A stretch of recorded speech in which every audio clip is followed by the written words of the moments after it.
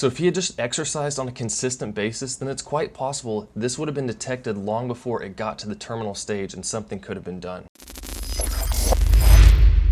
Hey everyone, Cam here, and I want to point out right off the back that I'm not saying that exercise is going to prevent you from getting cancer, or if you already have cancer, exercising is going to magically make it go away, okay? That's not the point of this.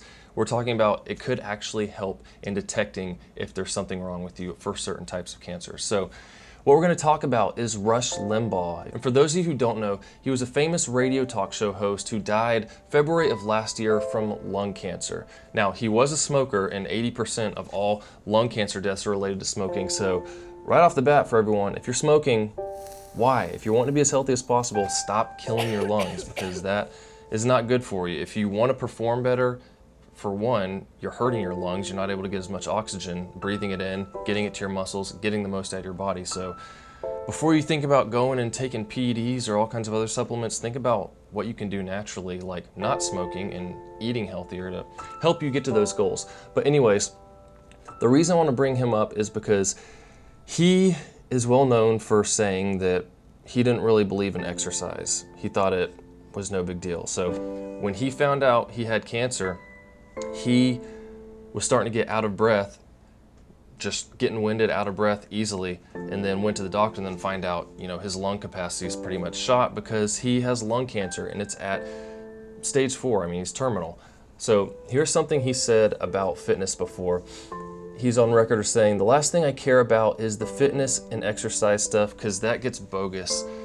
He says, "Exercise is not the way to lose weight." He says, "If you want to exercise and run and do all that stuff because you feel better, fine. I don't care. But don't tell me you're losing weight doing so, because you're not. It is impossible to lose weight exercising." Now, to a certain degree, yes, I've talked about this a lot of times in videos. It's calories in versus calories out. So no matter how much you exercise, you could be running every day, working out hard, but if you're eating more food than your body needs to fuel those workouts and to just live throughout the day, you can still gain weight and get fatter while you're doing that stuff. I mentioned before that your diet is pretty much what determines how lean you are, and exercise determines how fit you are. And to an extent, your exercise can help you get leaner quicker if you are in a deficit and you're watching what you're eating, but it's a whole different topic. But the reason I bring this up is because if you are exercising on a consistent basis, say only twice a week, you're going out and you're doing a run, and you're riding a bike or swimming or whatever kind of cardio you like doing, or even if it's lifting weights, I can tell you for sure that even if your lung capacity was reduced by 10%, say you're in the early stages of lung cancer,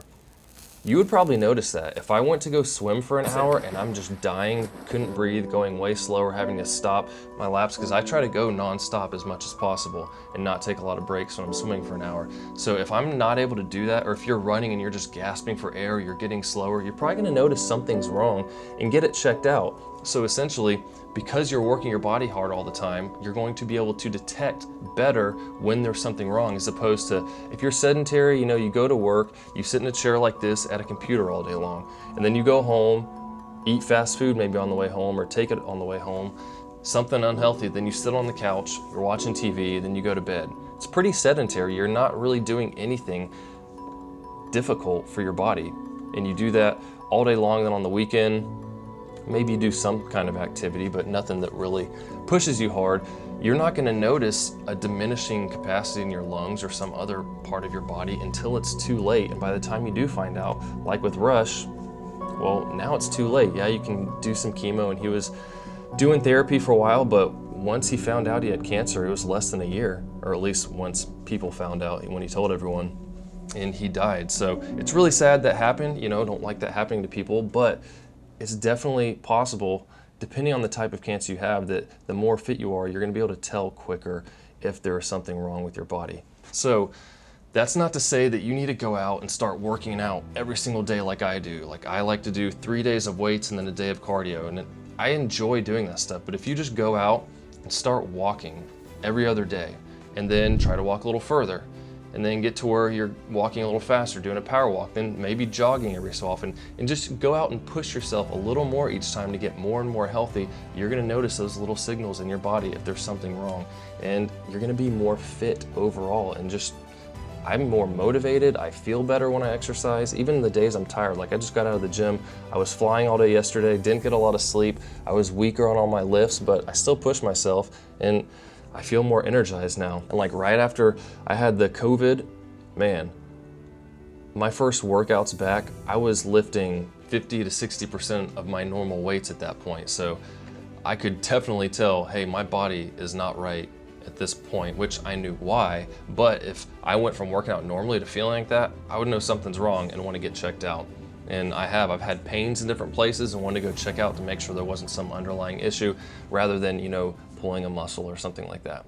And similarly, my grandfather found out he had bone cancer because he was hanging out with some other older man who was really fit, and he, went out to the gym with him sometime, was trying to decided, hey, I want to be like him and get healthy. He started doing some push-ups at home and his arm broke, found out he had bone cancer. And, if you're working out a lot and you start having pains like that in your bones early on, it's probably possible you could detect that kind of thing before it progresses to the stage where you can't do anything about it because you live a sedentary life. So if you care about your health, there's just so many aspects that being fit can help you with, not only in just enjoying your time, being healthy, being able to do stuff, go out, not be tired all the time, and being energized, but also helping and possibly preventing some of these things. So just want to encourage you, take care of yourself.